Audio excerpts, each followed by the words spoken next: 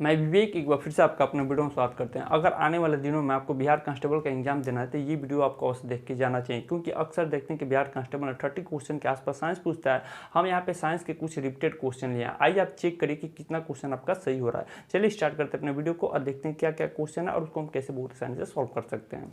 हमारे पास यहाँ पे पहला क्वेश्चन है, जिसमें हमसे पूछा जा रहा है कि यदि लोलक घड़ी की लंबाई में 4 गुनी वृद्धि कर दी जाती है तो उसके आवर्तकाल पर क्या प्रभाव देखने को मिलेगा। यहाँ पे हमारे पास 4 ऑप्शन दे रखा है। पहले ऑप्शन की बात करें तो बोल रहा है कि आवर्तकाल 8 गुना हो जाएगा, दूसरे की बात करें तो आवर्तकाल 3 गुना हो जाएगा, तीसरे की बात करें यहाँ पे बता रखा है कि आवर्तकाल 2 गुना हो जाएगा, और चौथे की बात करते हैं यहाँ पे बोल रखा है कि आवर्तकाल में कोई परिवर्तन देखने को नहीं मिलेगा। एक्चुअली क्वेश्चन में ये पूछ रहा है कि यदि हमारे पास कोई घड़ी है, उसके लोलक की लंबाई में हम 4 गुनी वृद्धि कर देते हैं तो उसके आवर्तकाल पर क्या प्रभाव देखने को मिलेगा। तो यही हमसे क्वेश्चन पूछ रहा है, इसका क्या करेक्ट आंसर हो जाएगा। यहाँ पे बात है आवर्तकाल की, तो हम आपसे पूछे कि आवर्तकाल क्या होता है, तो आपको बताना होगा कि एक चक्कर कंप्लीट करने में जो समय लगता है उसी को हम आवर्तकाल कहते हैं। यहाँ पे बात यह है यदि उस लोलक की लंबाई को वृद्धि करते हैं तो उसके आवर्तकाल पर क्या प्रभाव होगा। तो आपको पता होना चाहिए कि टी इक्वल टू कितना देखने को मिलेगा, टी प्रोपोर्शनल टू हमें देखने को मिलता है अंडर रूट एल। ये एल क्या है, लोलक की लंबाई बताता है। ये एल यहाँ पे बात कर रहा है कि इसकी लंबाई में हम 4 गुनी वृद्धि करते हैं। यदि हम यहाँ पे अंडर रूट 4 का वैल्यू निकालें तो इसका क्या देखने को मिलेगा, 2 देखने को मिलेगा।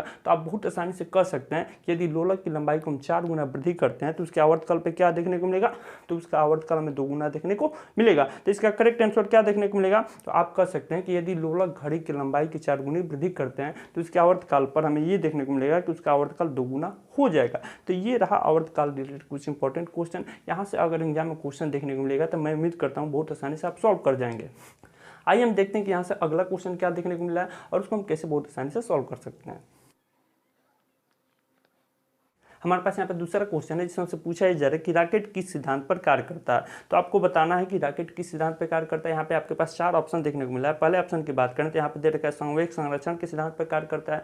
दूसरे की बात करें तो यहाँ पे बोल रखा है ऊर्जा संरक्षण के सिद्धांत पर कार्य करता है, कि पेट्रोलियम उत्पादों के संरक्षण से संबंधित है, ऐसे बोले कि जड़त्व के सिद्धांत पर कार्य करता है। एक्चुअली आपको बताना ये है जो रॉकेट होता है वो किस सिद्धांत पर कार्य करता है। मैं उम्मीद करता हूँ इसका आंसर आपको पता होगा, नहीं पता हो तो हम आपको बता देते हैं कि रॉकेट संवेग संरक्षण के सिद्धांत पर कार्य करता है। जब भी आपसे एग्जाम में पूछा जाए कि रॉकेट किस सिद्धांत पर कार्य करता है तो आपको बताना है कि रॉकेट संवेग संरक्षण के सिद्धांत पर कार्य करता है। ठीक है, चलिए हम बढ़ते हैं अपने अगले क्वेश्चन की तरफ।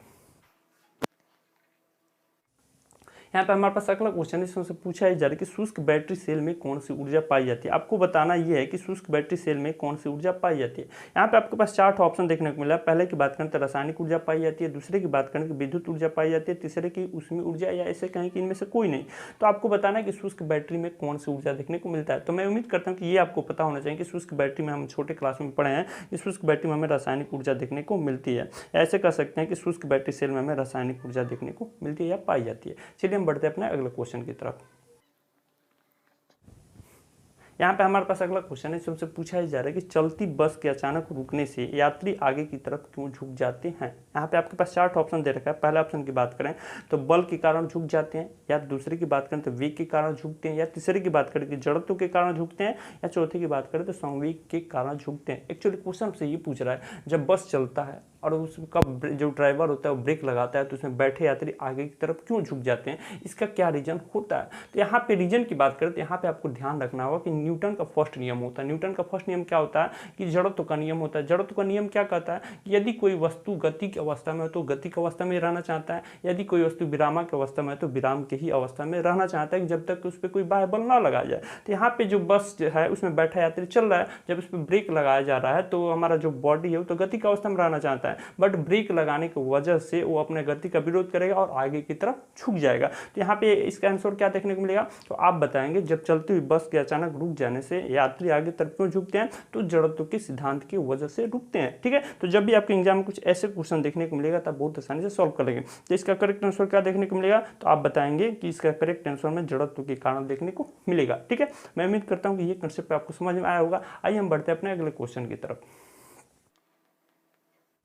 हमारे पास यहाँ पर अगला क्वेश्चन है, आइए हम देखते हैं इसको कैसे बहुत आसानी से सॉल्व कर सकते हैं, जिसमें से पूछा जा रहा है कि परमाणु रिएक्टर में न्यूट्रॉनों के मंदन हेतु किसका प्रयोग किया जाता है। यहाँ पे आपके पास 4 ऑप्शन दे रखा है। पहले की बात करें तो दे रखा है भारी जल, दूसरे की बात करें ग्रेफाइट, तीसरे की बात करें भारी जल एवं ग्रेफाइट, चौथे की बात करें इनमें से कोई नहीं। एक्चुअली हमसे क्वेश्चन ये पूछ रहा है कि परमाणु रिएक्टर में न्यूट्रॉनों की गति को कम करने के लिए हम किसका प्रयोग करते हैं। यदि इसका आंसर आपको पता है तो अच्छी बात है, नहीं तो आइए हम इसको बताते हैं कि इसका करेक्ट आंसर क्या देखने को मिल सकता है। ठीक है, आपको जब भी बात करें कि परमाणु रिएक्टर में न्यूट्रॉनों के मंदन के लिए किसका प्रयोग करते हैं, तो आपको बताना होगा कि हम ग्रेफाइट का भी प्रयोग करते हैं और भारी जल का भी हम प्रयोग करते हैं। तो इसका करेक्ट आंसर क्या होगा, ग्रेफाइट हो या भारी जल होगा। तो आपको बताना होगा कि इसका करेक्ट आंसर भारी जल एवं ग्रेफाइट दोनों देखने को मिलेगा।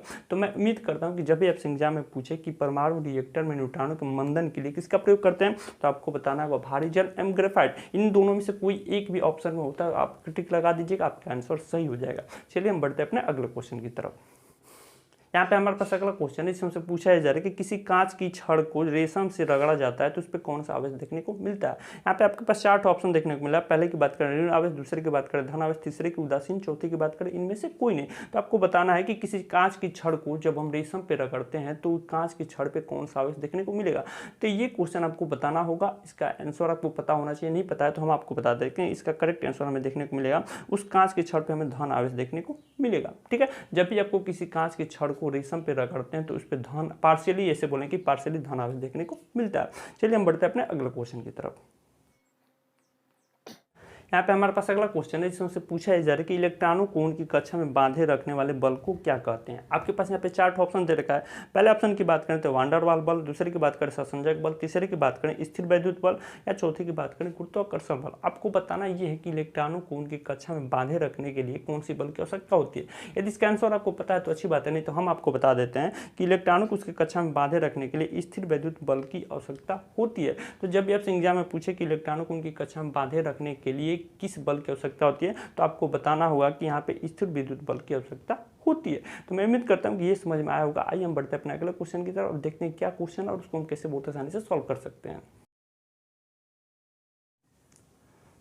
यहाँ पे हमारे पास अगला क्वेश्चन है, इसमें से पूछा जा रहा है कि नाभिकीय रिएक्टर में भारी जल का प्रयोग क्यों किया जाता है। अभी हमने आपको इसका आंसर बताया, इसका आंसर आपको अवश्य बताना चाहिए। आइए हम देखते हैं यहाँ पे ऑप्शन क्या दे रखा है। ऑप्शन की बात करें तो यहाँ पे दे रखा है कि न्यूट्रॉनों की गति बढ़ाने के लिए, दूसरे की बात करें तो न्यूट्रॉनों की गति कम करने के लिए, तीसरे की बात करें इलेक्ट्रॉन की गति बढ़ाने के लिए, ऐसे बात करें कि इनमें से कोई नहीं। तो आपको बताना ये है कि नाभिकीय रिएक्टर में भारी जल का प्रयोग क्यों किया जाता है। एक्चुअली यहाँ पे क्वेश्चन ये भी बन सकता है कि नाभिकीय रिएक्टर में भारी जल एवं ग्रेफाइट का प्रयोग क्यों करते हैं। तो आपको बताना होगा कि इसका करेक्ट आंसर क्या होगा। तो अभी हमने आपको बताया कि नाभिकीय रिएक्टर में न्यूट्रॉनों की गति को कम करने के लिए हम ग्रेफाइट या भारी जल का प्रयोग करते हैं। तो इसका करेक्ट आंसर क्या देखने को मिलेगा, तो आप बहुत आसानी से बता देंगे कि इसका करेक्ट आंसर हमें ऑप्शन बी देखने को मिलेगा। ऐसे कहें कि नाभिकीय रिएक्टर में भारी जल का प्रयोग न्यूट्रॉनों की गति को कम करने के लिए किया जाता है। यहाँ पे और क्या होगा इसका सेकंड वाला, तो आपको बताना है ग्रेफाइट का भी प्रयोग हम करते हैं। चलिए हम बढ़ते हैं अपने अगले क्वेश्चन की तरफ।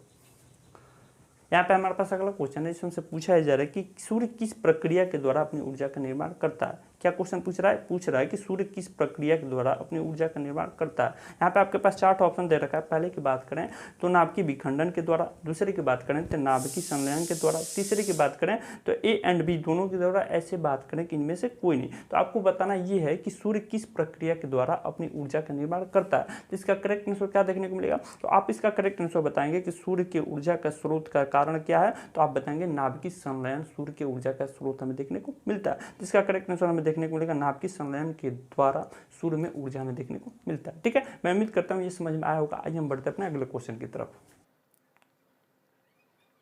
यहाँ पे हमारे पास अगला क्वेश्चन है, जिसमें से पूछा जा रहा है कि परमाणु बम किस सिद्धांत पर आधारित है।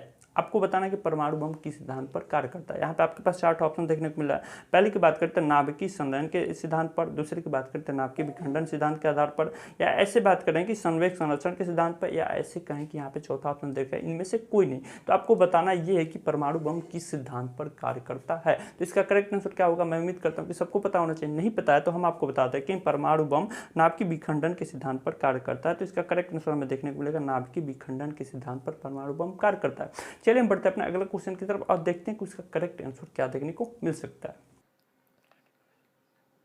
ये रहा आज का हमारा आखिरी क्वेश्चन, इसका आंसर आपको कमेंट बॉक्स में जरूर बताना है। आइए हम देखते हैं हमारे पास क्वेश्चन क्या है और इसमें क्या हमसे पूछा जा रहा है। ठीक है, हमारे पास क्वेश्चन इसमें पूछा ही जा रहा है कि हाइड्रोजन बम किस सिद्धांत पर आधारित है। अभी हमने आपको बताया कि एटम बम किस सिद्धांत पर आधारित होता है, यहाँ पे आपको पूछा जा रहा है कि हाइड्रोजन बम किस सिद्धांत पर आधारित होता है। इसका क्या करेक्ट आंसर होगा, इसका आपका आंसर कमेंट बॉक्स में जरूर बताइएगा।